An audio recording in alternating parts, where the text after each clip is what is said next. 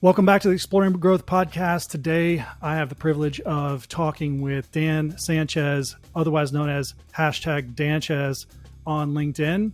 It's an unbelievable conversation. We give you an unbelievable idea for 2023. For all marketers, have to listen to this. We talk about LinkedIn engagement, talk about podcasting, but seriously, at about 17-minute mark, you're going to want to tune in for this. Okay, we're back with Exploring Growth podcast, and today I'm excited to have Dan Sanchez on, who's also known as #Danchez on LinkedIn. If you're not following him, then I don't know who you are because everyone's following him, and I'm privileged to have him on here to just talk about LinkedIn today because that's probably where you spend most of your time in the day. I would imagine you're very committed to a LinkedIn strategy. So hope to learn get a lot of practical wisdom from you today. And the reason why we ended up here is because we ended up in this sort of swirling conversation as it goes with LinkedIn, where, you're looking at posts, you may comment on a post, the average person, they may like a post, they may even share a post. But I think what LinkedIn has really been good at over the last few months and years is that it's really bringing professionals together who are like-minded, sharing philosophies and people who really want to know their craft. And so, I'm one of those people. Like I spend a lot of time thinking about the work that I do, the craft of marketing and consulting. And so, follow people, like-minded people like yourself. And so we got into this conversation in the comments on, I think, someone else's post, if I remember correctly. And then something happened, and that's why we ended up here. So I want to actually come back to that later on and talk specifically about that. But in order to get to that, I want to kind of start the conversation more macro and lead up to that point. So let's start with LinkedIn engagement, because I think that's really where we should spend a lot of our conversation today. I think a lot of people are on LinkedIn using it various different ways. They don't know really how it fits in with their personal brand or their company brand. They're posting occasionally. I've heard the rule that I feel like is pretty true to be the 99-1 rule. 90% of people are voyeur, 9% are commenting or engaging, and then 1% are creating. And now that over the last year since I launched my podcast, I've become one of that 1%, trying to post at least 2 or 3 times a day. And so I can kind of, verify that those numbers are play. And so the people who are actively commenting, actively engaging, they're doing certain things that are different than the masses. And so, I'd love to get your take, your philosophy, your thinking on how you approach LinkedIn for, this is all about growth. Like, we're exploring new avenues for thinking about growth, practically going about growth. So, let's dive in. Like, how do you think about LinkedIn engagement? LinkedIn engagement. Let me back up a little bit starting with the fact that I've been a marketer for a while. I remember back in 2010 when Facebook started to become a thing and we're all posting to Facebook pages and we're just seeing like 100% engagement with all of our audience. You're just like, this is awesome. Keep posting. And then like quote graphics became a thing, and then Facebook pages started to die down and we're all like, oh no, what are we going to do? And then after that, I feel like social media for most companies, even most individuals, is a distribution channel.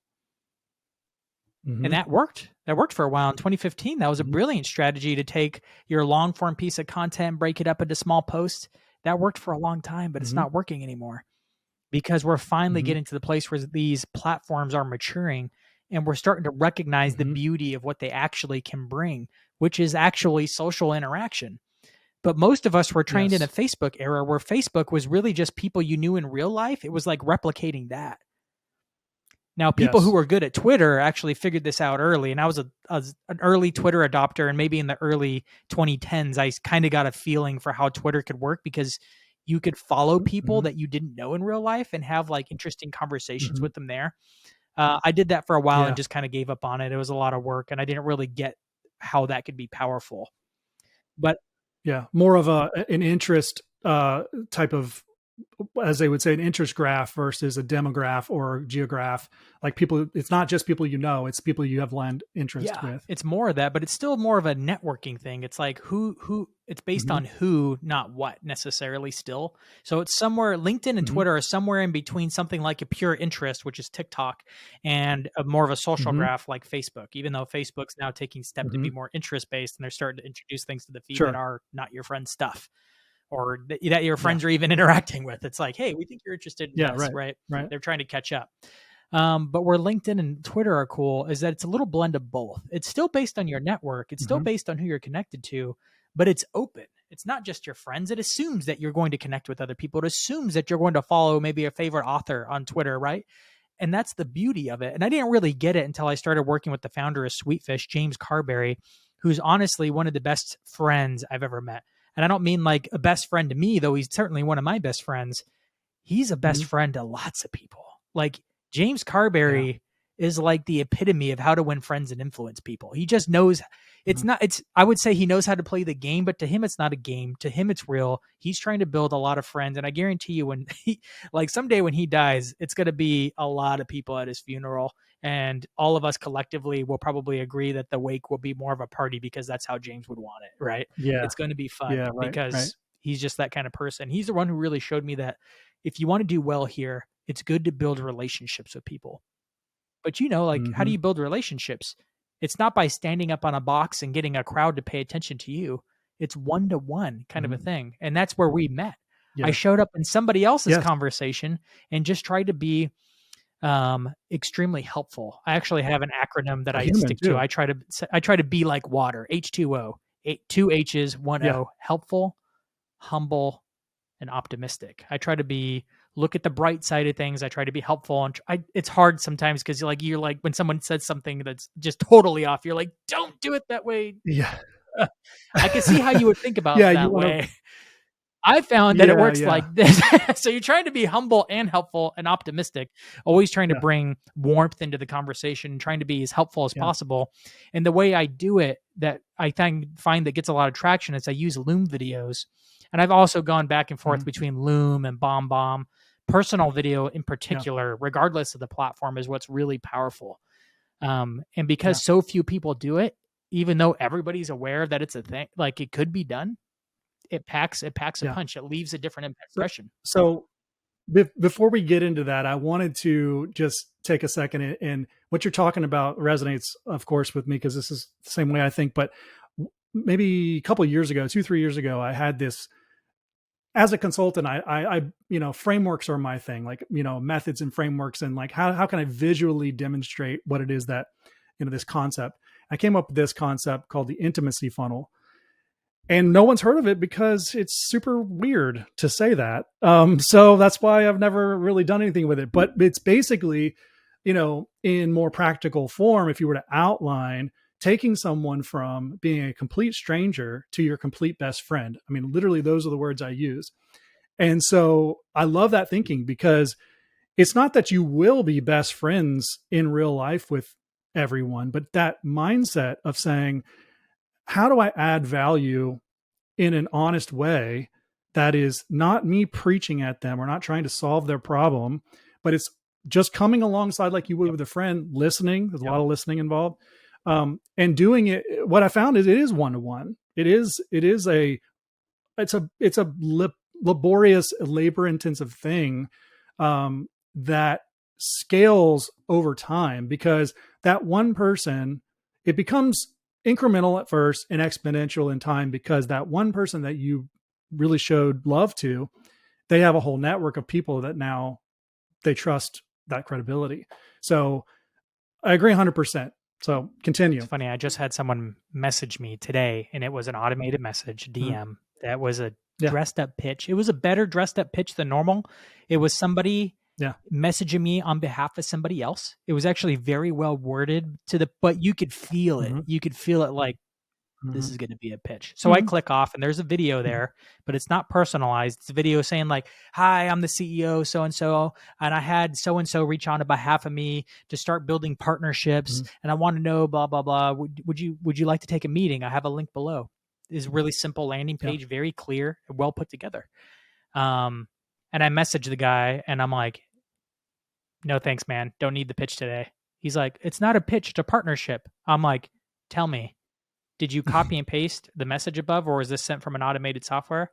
He's like, well, yeah, it's using the software that I want to white label for you. I'm like, Yeah. So you can do yeah. this I was too. like, in my book, I call that a pitch.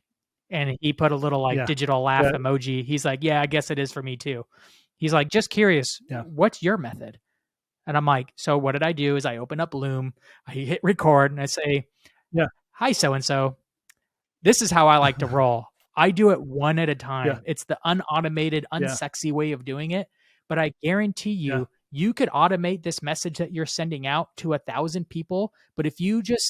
you just took 50 of them and sent a one-to-one video That's like right. this, and to people that Mhm. kind of maybe know you a little bit, and just do a personal invitation, even if it's the same invitation to all of them, I guarantee you will That's get right. much better results. It takes more time, but the results will pay for it, because personal Yes. is 100 times better than personalized.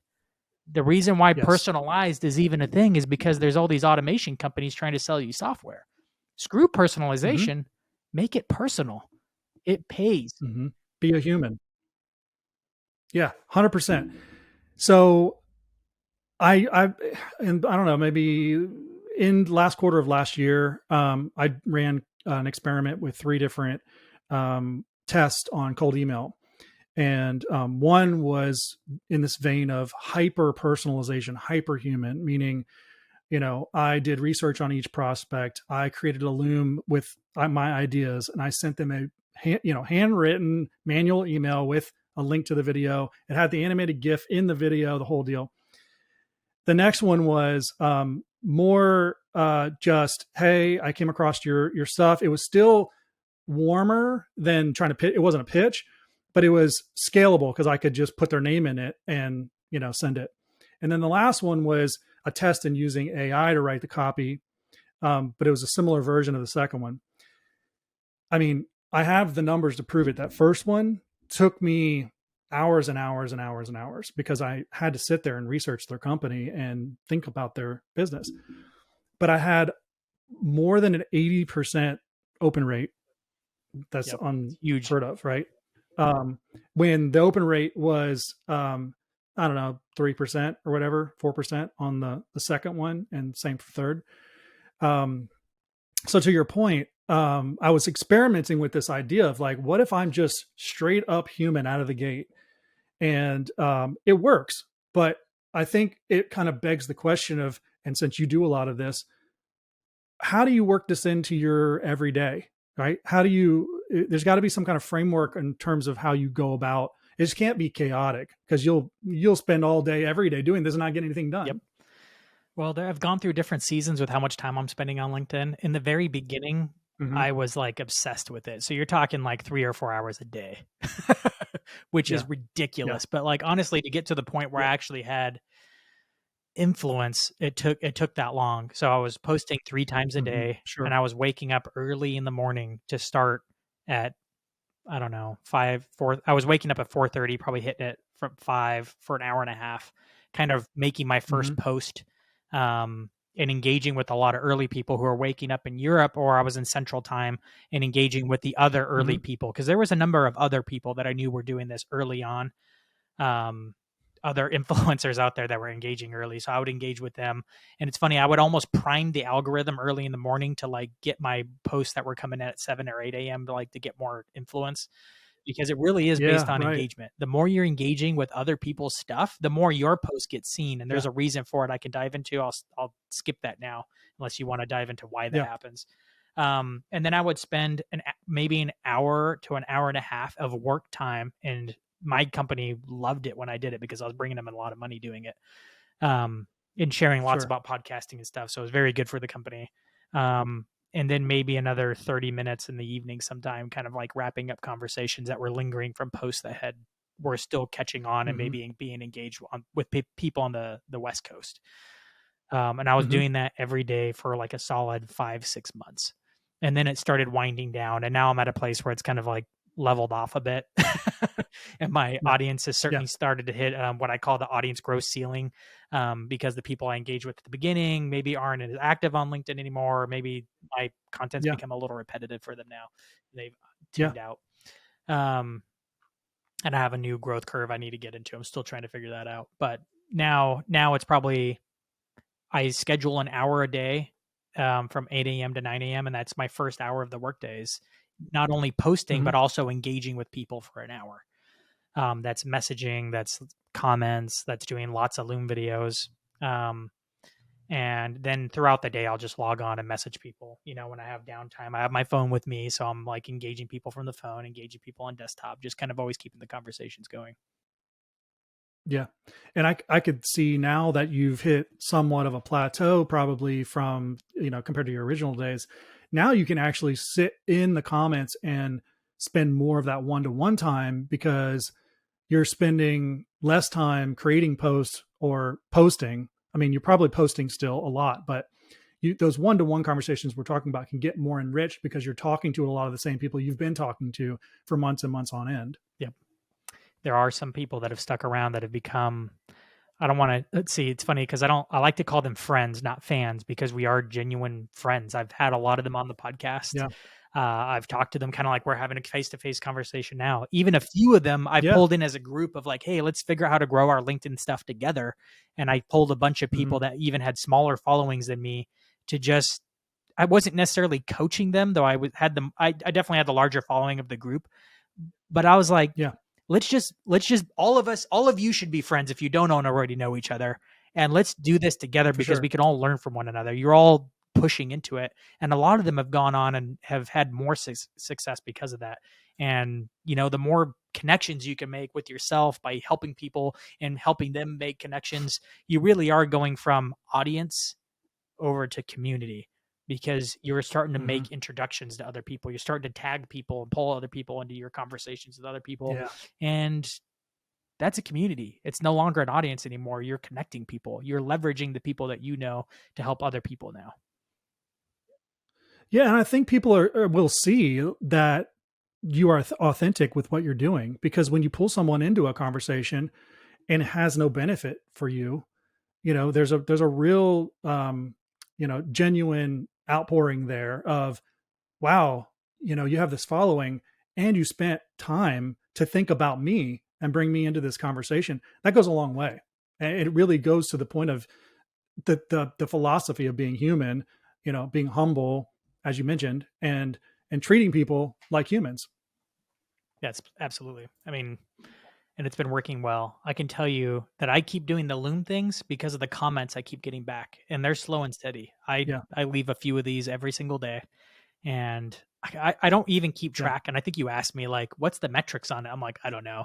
I just know I have people Yeah. personally message me and thank me, a very genuine thank you for the videos Yes. often, So, surprisingly okay. often. I don't know So what the ratio is, but it's a we've lot. talked about we've talked about this around this enough now, and we're about 17 minutes in. Now it's time to tell people why we're here and how we got here.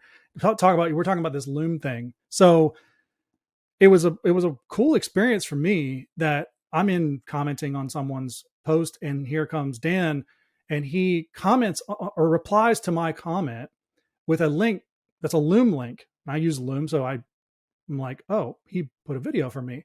So I click the link and it goes over to this 2.5 minute long video of Dan sharing just genuine ideas about, I mean, it's a genuine, as if we were sitting in a coffee shop talking to each other.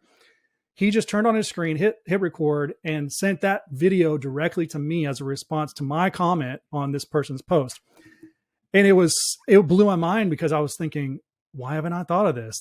Makes so much sense, because I have the same philosophy about this sort of one-to-one, labor intensive, uh, but sometimes it can be semi-scaled approach to building relationships, brand and relationships being the sort of cycle that you're forming a brand through building relationships. And so it hit me, and I was like, wow, okay, this is genius. So I messaged him and then said, hey, thanks for the Loom. And actually what I want to do right now is, in post, I'm going to cut to a screen record of me explaining what happened. I'm going to play those videos. So let's cut to that right now. If you're just listening to the audio of this and not watching the video portion, what I'm doing right now is sharing my screen. And I just want to share with you kind of how this conversation got kicked off between myself and Dan. So I wasn't able to find the actual post where we were going back and forth in the comments, but what it led to very quickly was our back and forth in the DMs, which you can see right here. And then he just went ahead and sent me a loom to explain more of his thoughts, which is what I want to play for you now. You know, it's funny because I stumbled upon how powerful it actually is to send one-to-one videos on accident, because I did it just to save time. I'm not the strongest writer. I'm a decent writer. I'm a marketer. I can write stuff, but it's kind of like it just took longer to write it than it was just to just throw together a video and be like, hey, this is how you do it. Hey, this is my thoughts. Hey, this is what I'm thinking. Just kind of like I'm doing now. I actually started typing up her message. I'm like, screw it. I'm just going to record a video. And I know that it's worth it. One, because it saves time, but two, because it just has more impact. And I've posted about it on LinkedIn multiple times, but very few people actually still do it. I think there's something about doing personal video where people are afraid. I think speaking into a camera is a skill, and if you get good at it, then personal video is like an amazing little secret weapon of a tool. But the barrier to entry in being confident in front of video, I think, is the thing that keeps people from doing it more. Otherwise, everybody would have a Loom or a BombBomb or a Vidyard account to be doing this all day. I actually think all three of those products are great, and I just happen to like Loom the best right now. They change, it changes. But absolutely start doing it. Grab like a free Loom account and just start hammering it as much as you can. I can't make enough of these videos, and what it really does is turn someone from a kind of a passive fan to a much more engaged fan, because the relational level just went up because of the interaction that you just talked about. So it's a really funny one-to-one tool, but you know what? I don't know, community is built on a one-to-one scale oftentimes, right? Which is why influencers later on, it's because they were doing all the one-to-one, hand-to-hand stuff, like until they got big enough to where they couldn't do that anymore. And even though they still try to do it, it just gets hard. But the amount of energy and momentum and relationship you have to build at the beginning in order to get there takes a lot of this one-to-one thing. And that's why I love the video rather than just doing a Zoom call, which is way harder. So what you just saw, that screen record, was our interaction. And it opened my eyes to this, this sort of practical way of, now I've got this playing over here and it's like distracting me. But it opened my eyes to this whole idea that you can take LinkedIn as a social platform and truly make it social, because but it's in I don't would say in lightning speed, but at very fast pace. LinkedIn is catching up to the way people are using it and coming behind them. But with this one little trick, this one little tactic, people will see you as a human and you can add so much value. Now, of course, it takes a ton of time. You got to get your mind right. You got to have the stuff in place so you can kind of go through it. But I think it's invaluable. In fact, I think it started 2023. This could be, when it comes to LinkedIn, for a SDR, BDR, a solo entrepreneur, whoever is out there trying to build relationships, build a brand, even a mid-sized company, this could be the one thing that changes the trajectory for your, followship on LinkedIn and the engagement that you get with your content. Yep. I mean, for BDRs and sales reps, it's pretty silly if you're not using personal video at this point, which is why companies like BombBomb and Vidyard literally just target salespeople, which is sad, because I'm like, all of us over in marketing could be using it too, but the immediate application is always a sales one because it's so powerful. But if anybody's doing social, like, gosh, Loom just doesn't cost that much. And has most of the features that I want in it, which is why I use it. I pay for it myself. Like Sweetfish doesn't even pay for it. I pay for it because I use it for things beyond Sweetfish. So I felt I just pay for it myself because it's cheap. It's like $10 a month or something. It's like, it's like $10 or $12 a month. And then we went back and forth because I told you I found SendSpark, which was cool because they have it set up a little differently. It's really actually, like you said, geared towards BDRs. But you're right. The marketing side is either not seeing this opportunity, or I don't know what's happening, but I was blind to it. I mean, I'm not going to act like I knew about it until we talked, but I think it's a huge mistake if you don't come into awareness and start building this into your, because I'm doing so much research right now on ChatGPT and what AI is kind of getting out of control in terms of how it's changing the landscape of everything. This right here is such an interesting evolution of selling and marketing on such a personalized level, while at the same time we're talking about chat GPT.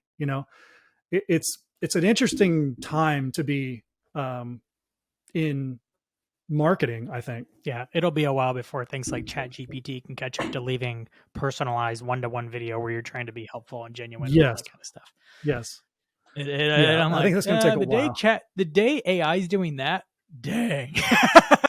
By I mean, itself, where you're like, hey, maybe go build relationships with yeah, marketers by being genuinely helpful to them in everything they talk about in social media. And it actually looks like a real yeah, human talking to you. I'm like, by that yeah, point, do we even have real friends anymore? Will we be able to even tell? Will you yeah. be able to tell that Dan Sanchez is real and not a fake chat, Mhm. that bot just executing a program? The deep face. I mean, the deep fake that can emulate the beard Yeah. perfectly. I mean, we're getting there, but And then I should. But what's the point though? Because then if I don't know that I'm friends with you, and then you feel like you have a connection with me because it's AI, well, do we really have a connection? No. So I was having this conversation earlier today with a friend of mine about chat GPT and AI, and we both are in agreement that this idea of it being an and conversation versus an or conversation, that is what gives me peace about the whole thing, because I think that we're humans. We always need both. We need support with technology, and technology is going to do its thing, but we also are humans. And so I think it's such an interesting thing that we're as marketers looking at critically AI, but we also are looking at critically very human, tactics. yeah, and as AI becomes more prevalent, this more personal side will only become more and more important because it's getting harder to distinguish. Yeah. But like I said, this video thing, it'll be a while, so it'll stand out for a long time. Because honestly, I find that it saves Mhm. time. It's actually like it's Yeah. easier to record a 2-minute video than it is to type out the same level of response in LinkedIn. Yeah. But most people aren't even engaging in LinkedIn. Like you said, it's only 9-10%. So Hmm. most people are just reading and watching and maybe clicking the like button. Um, Well, so to the efficiency conversation, that brings up the very next point that came to mind as we were going through this conversation, and that is, if you're going to record these videos, they're valuable to more than one person. So sending a video, you are sending a yep. video to me and answering my question that I had in the comments, very hyper personalized. Can't really get any more personalized. But now you're going to take that same conversation and scale it, because you can post it on Instagram. You can post it on LinkedIn. You can, if you think that this conversation will have, or this, response will have more value to someone else, why not share it?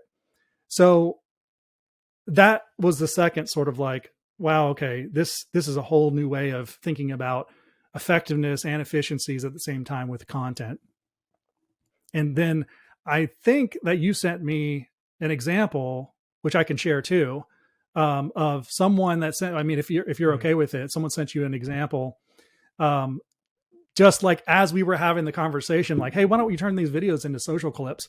And then someone sent you a social clip that they had created from your videos and said, hey, you should turn this into social clip. This is what it could look like. It was wild. Yeah, I want to plug him too. His name's Dylan. I can't pronounce your last name, Dylan. I'm so sorry. It's Italian. It's Casillo. Casillo. I think it's Dylan Casillo. I'm just going to go with that. He actually approached me, and it's very rarely that I get a DM of a pitch that I'm actually Mhm. not like instantly Mhm. rolling my eyes on. But he was like, "Hey, man, I Yeah. freaking love the Loom videos. I think I sent him a Loom video too, and he was like, "Wow, that Mhm. blew my mind." But he runs a clip Mhm. agency, so he's taking usually podcasts and other things and turns them into micro videos. And I'm like, ugh. And I think he asked me if he could do clips for free for me, and I'm like, hey, bro, I mean, I can't turn down free content if you want to turn all these Loom videos I'm Yeah. dropping over the place and turn them Yeah. into Yeah. little clips, because he did one for me as an For example sure. and had chopped it up and Yeah. cleaned it up so that it was tighter and made more sense and had the captions and the title and all that kind of stuff. Looked fantastic. Um, he's like, hey, why don't you use more of these? I'm like, I would, but it's actually a service we provide at Sweetfish too, because again, we do podcasting and the little clip things from the podcast. It's actually like, it's almost half Yeah. our revenue is doing the clips. So Yeah. And even Just though we had a do you hiccup distribute it internally, too? so my clips are delayed on the Sweetfish side, and we're getting it worked out, and I'll have clips coming from Sweetfish soon. I just got Yeah. one this morning, actually. Yeah. Um, Yeah. but so I'm like, I can't hire you to do it because the CEO would be like, Yeah. we got to figure out if we can't figure out how to do it internally, then Yeah. we're doing something wrong. Fix it. What's the point? I'm like, yes, sir. But I told him that. He's like, that's okay. Just give me an endorsement or a testimonial. I'd love to knock out 15 clips for you. I was like, man, what a way to do outreach, because I'm going to be selling him like I'm selling him now, because he's been doing a fantastic job keeping. He's That's done it. quite a few for me, and they've actually hit. They've actually done really well for me over the last week. So Mhm. that's the other cool part about doing all these Loom videos is it helps you in being helpful to the one. You can be helpful to many. And oftentimes those same clips are actually even more powerful than if you were trying to address a whole room. Jordan Peterson actually Mhm. said this recently when someone asked him, how do I be an articulate communicator? He's like, you become a articulate communicator. Not one part is just being an expert, like reading a lot so you can have something good to say, Yeah. but also speaking to people individually. Because if you can I speak saw to the that clip one, the other yeah, day. That's so it's crazy. coming up for Yeah. you on YouTube too. If Yeah. you can speak to the Yeah. Yeah. one, you can speak to thousands, because For sure. everyone's perceiving it as if it's being spoken just to them, Mhm. right? It's the Yeah. same thing for these Loom videos. So every time you leave a Loom, chances are, unless it's a hyper specific situation, that's going to be helpful. So someone like Dylan at a clip agency, or if you want to do it yourself and dress it up in a descript or something, you could easily turn that into a fantastic little social piece for TikTok, YouTube, LinkedIn, whatever. And so that's what I've been doing, and it creates relevancy. The one problem I found with it, because I speak to all kinds of different marketing topics, I found I don't have enough consistency in my posts because I'm shooting all over the place. People know me for Yeah. podcasting because I work for Sweetfish, and naturally because I'm thinking a lot about Yeah. podcasts, I post the most about that. But I still don't quite Mhm. have a strong enough theme and position as someone like a Justin Welsh or Chris Walker, which is something I need to work on with my own personal brand. Yeah. I think you're getting there though. I think It's coming. you're on your way. You're on your way there though. I mean, I think I agree with you. Maybe from the messaging side could be dialed in a little bit more, but I think you're 100% on the right track. So you're talking about this idea, call it one to scale, right? So 1-to-1 on the response, Loom videos response to someone's comment is labor intensive, and you have to think about what you're saying. You have to be personalized, but then you can use that to scale. So I really love that idea, because you're putting the work in on the front end, you're getting a lot of benefit on the back end, and everyone is getting value.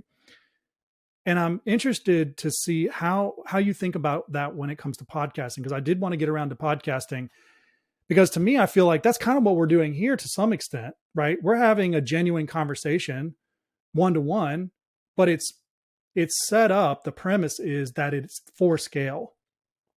So in a sense, this podcast is kind of trying to accomplish the same thing that in a way you're doing with the Yep. Loom videos and comments. So curious of your I thoughts. think the Loom video is a good place to go, but eventually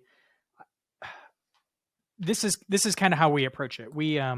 I call this the water wheel approach, because you've heard of the waterfall approach, where you take Mhm. I don't even know why they call this. So I guess you start with the top and then you splinter it down into more, right? Mhm. Or the content pillar approach, right?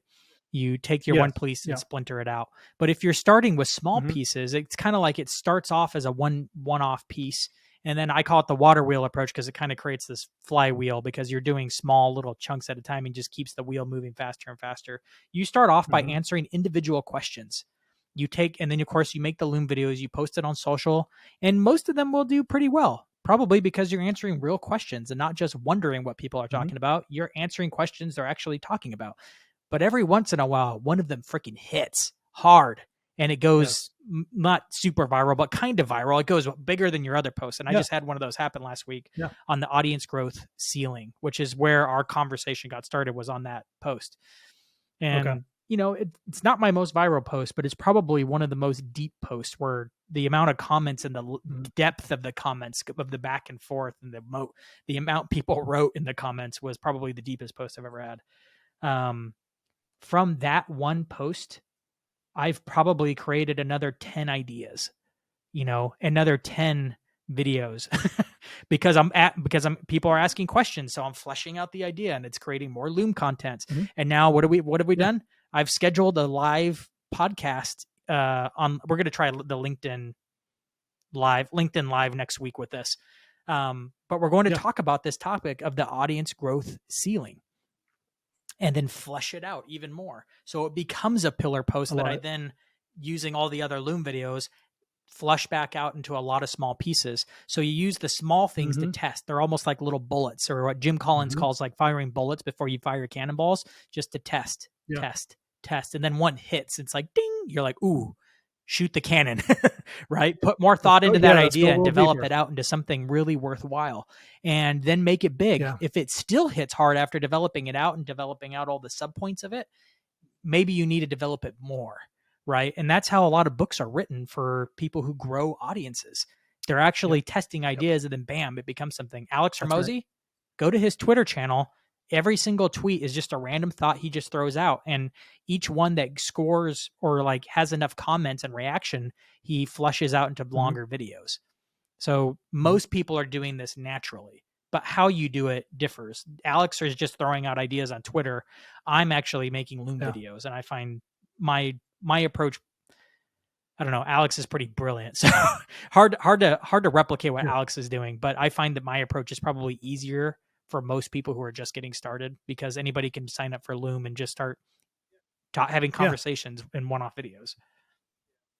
Yeah, I think that this last piece of our conversation is a mini masterclass for marketers today, honestly, because, I'm in working with marketing teams every day, and I can tell you, on the front lines, like, they don't understand customer or buyer feedback, right? And that's really what you're talking about, is like, we're going to test some messaging. We're going to get feedback. We're going to be okay with these messages failing. And we're going to look for, we're testing. And once we hit something that's hot, let's dive deeper. But you have to be methodical about it. You have to be patient. And you have to have a strategy in terms of how you're actually going to execute once you find what's working. And I personally feel like the secret sauce of marketing is feedback. It's insights and feedback. The more you can get, the better you're going to be equipped to give them more value. And yes, you got to know your tools, you got to know your platforms, all that matters, but only for getting better feedback. And so, I think it's really it's a really creative way, the way that you're approaching it. I like the water wheel approach as visual, because you're kind of hitting them on both ends, where you're very hyper personalized, but they're also scaled.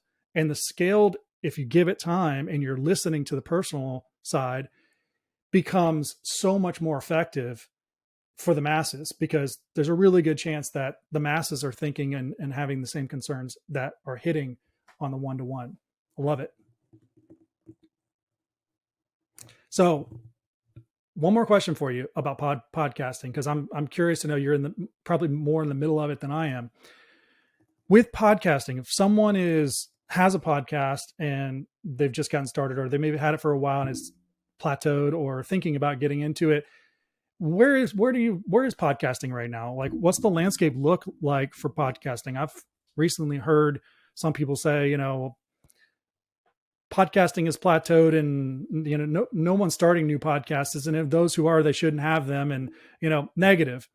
And I've also heard more in my camp, where if you know how to use the tool, your audience, and you have a really good narrative, there's a lot that goes into podcasting that makes it really good and valuable for the audience. But I think those podcasts that are showing up and are intentional about creating valuable content, I say pour gas on the fire, So I'm curious to know, like, where do you feel like the landscape of podcasting is, and where is it going for 23? If you look at all the hype that it's generated over the last couple of years, with Spotify making major acquisitions, Joe Rogan getting acquired, and all that kind of stuff, the buzz has kind of died down a lot. And I'm okay with that, honestly, because podcasting still, it's not in an infancy. I mean, it started all the way back in 2004. I mean, podcasting's been around a freaking long time. Longer than social media almost. I mean, so I'm not going to get into that debate, but it's been around a long Yeah, time. no, I'm And with you. I've I'm listened with to you. him since No, back in 2007. 2000, Yeah. back in 2006, 2007, I was following multiple podcasts at that time when they kind of came on the scene, and one of them was Jason Calacanis, who's This Week in Startups. I don't know if you're familiar with that, but he started back around 2006 or seven, and he had so much value to offer. And I was a young entrepreneur starting up. I was just eat it up. He's still doing that today, and I'm still listening to his podcast today. It's amazing. I mean, so to that point, it's been around a long time, but again, it's a mechanism which, if you're providing value, people are going to show But up it and didn't get listen. the hype that it's gotten until The this hype, last couple of years. And it's been pushed on by the pandemic agreed. because everybody was going digital. So that's kind of died down, Yeah. but it's going to see its largest growth, maybe not this year, but in the few years after this year. Everyone's playing conservative this year. So we're going back, of course, to the things that worked well before for B2B, which is going to be sales-led motions, ABM, SEO, people, and of course, performance advertising. That's going to be what Mm-hmm. everybody's leaning back into because they're scared, and not because everybody's Mm-hmm. getting hit by like a recession, but just everybody's a little nervous the other shoe's going to drop. So everybody's playing real conservative right now. So Yeah.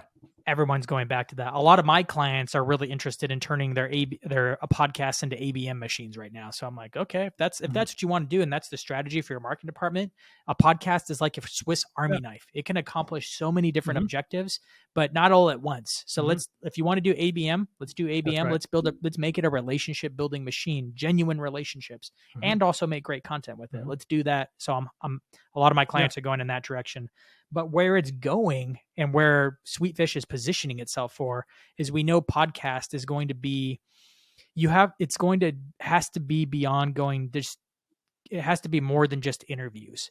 You have to introduce a premise to the show to make it a little bit more unique and give it something that you can't get anywhere else. It has to have an angle and a way of treating it in order to make it interesting. We also think that a podcast is the best way to build a foundation for what we're calling a media brand, as in a separate brand from your corporate brand, Yes.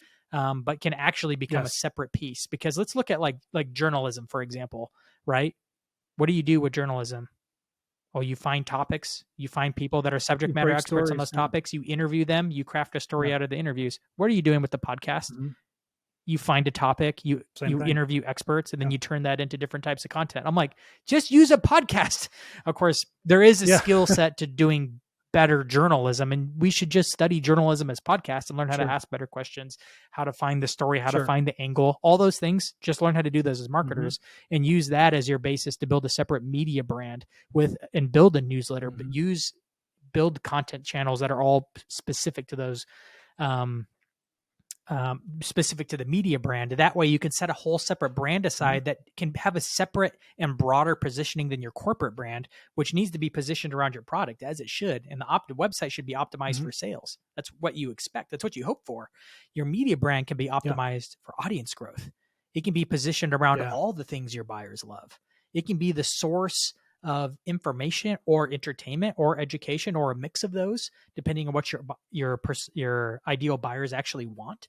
And then you could just optimize that, grow an audience, and that becomes the thing that you can then advertise your company. You could plug your company into a real nice sales feed. Is a great example of someone who's on the cutting edge of this, from Vidyard. We're actually doing a series with them on B2B growth right now, unpacking how they're doing it and how they built it. But sales feed it's sponsored by Vidyard, but it's separate from Vidyard. And the content marketers at Vidyard are different from the content creators working for SalesFeed.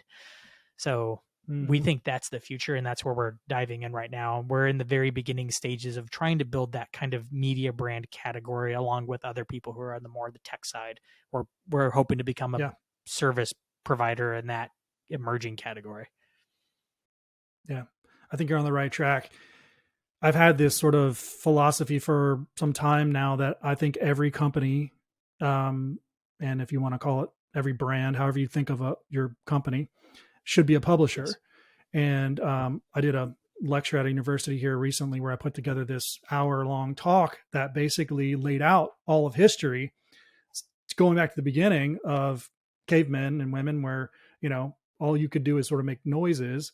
And I kind of walked through in large brushstrokes what history has done and how we've communicated with each other. And it all kind of points to, those who had the loudest voice were publishers, whether they're doing what we're doing right now, one-to-one or one to few or one to many.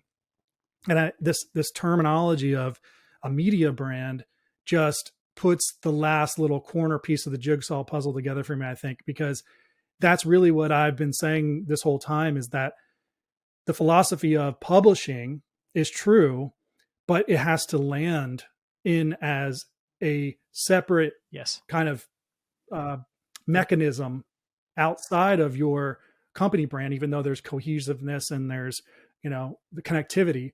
And I think that is so smart. And I think you're right. I think that's where things are going. Is that media brand terminology? Is that something you guys have workshopped or come up with yourself, or is this something that we've kicked around so many different terms? And what we found, and we didn't even make up this term. We just found other people using a bunch of different terms, and we found like this term fit the best.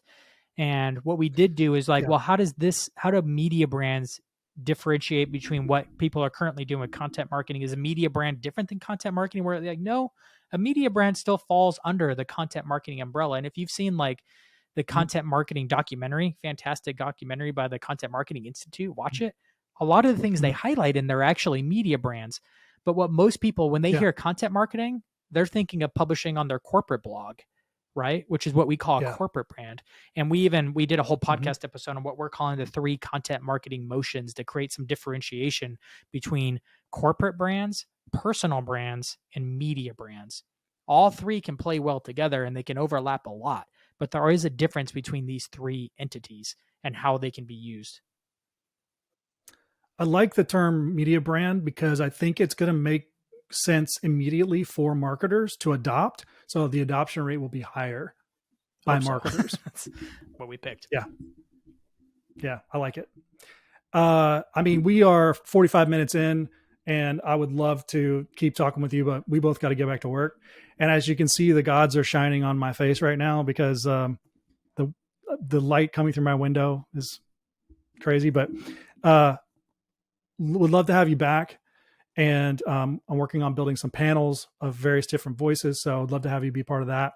So much more to talk about and so much value in this episode. I mean, I feel like we've just given the gift that marketers needed to add to their repertoire if they'll just do the work.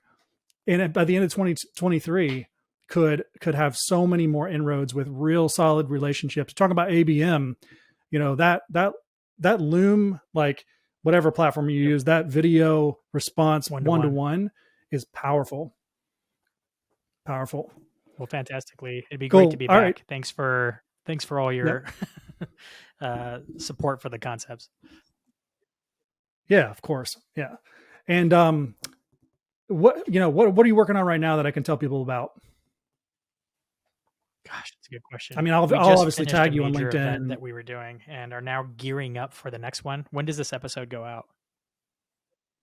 Probably 3 weeks from now. So probably end of February. I don't know. I think the best thing to do is connect with me on LinkedIn, but Sweetfish is planning an event in October coming up.